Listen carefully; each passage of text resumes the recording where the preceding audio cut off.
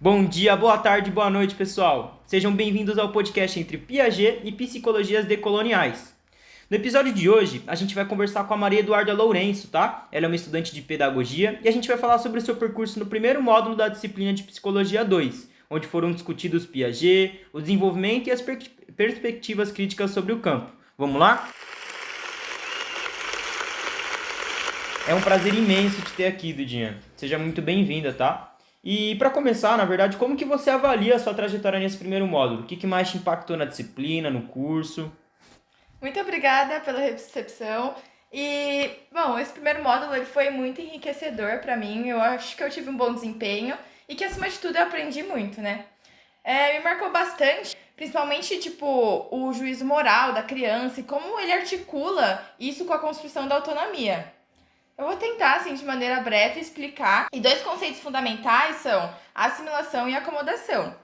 A assimilação é quando a criança interpreta o mundo a partir dos esquemas que ela já possui.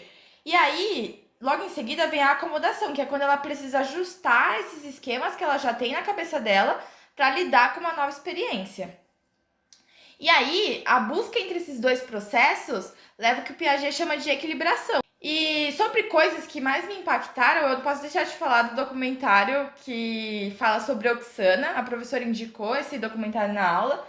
E ele trouxe uma reflexão e talvez até uma crítica para o Piaget, porque ele mostra que existe desenvolvimento em situações atípicas.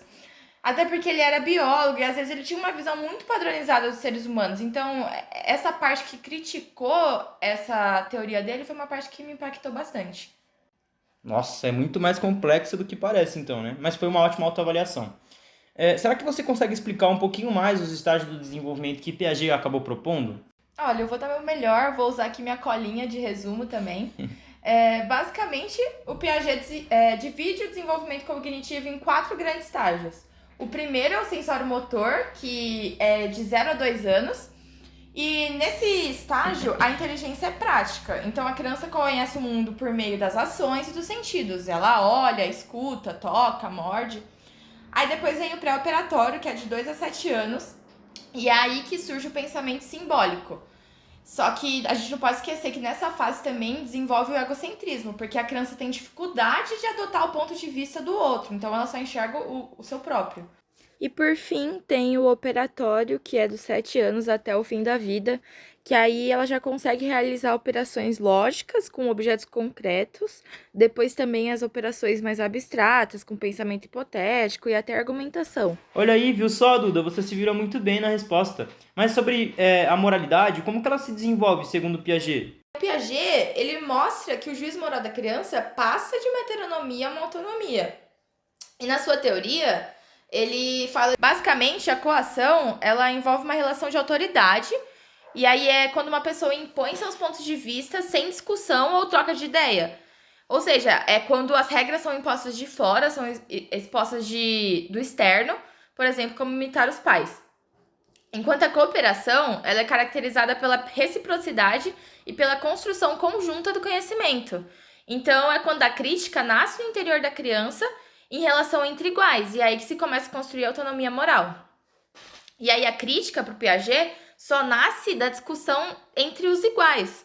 E aí que entra o papel da escola, né? De criar um espaço de diálogo, onde as crianças possam refletir e construir normas coletivamente. Um exemplo muito claro que me fez entender isso foi a brincadeira do esconde-esconde, que quando as crianças começam a brincar, elas podem questionar o fato de uma criança estar contando mais rápido do que a outra. Então, a criança está contando muito rápido e a que está escondida está se sentindo injustiçada. E esse é um bom exemplo. Nossa, Duda, parabéns. Essa explicação ela foi muito mais do que clara, ela foi totalmente transparente. Mas falando em construção coletiva, como que as discussões sobre psicologias decoloniais elas se relacionam com tudo isso? Você tem algum exemplo? Olha, eu tenho, na verdade, sim, alguns exemplos de textos da disciplina que elas me mostraram que a psicologia ela precisa ser contextualizada e ela precisa ser plural e comprometida com as realidades locais.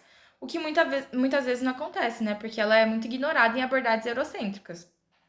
E isso me impactou profundamente e me incomodou até de certa forma, porque mostra que muito do que a gente aprende desconsidera experiências de sujeitos periféricos, negros, indígenas, LGBTQIA+, e entre outros.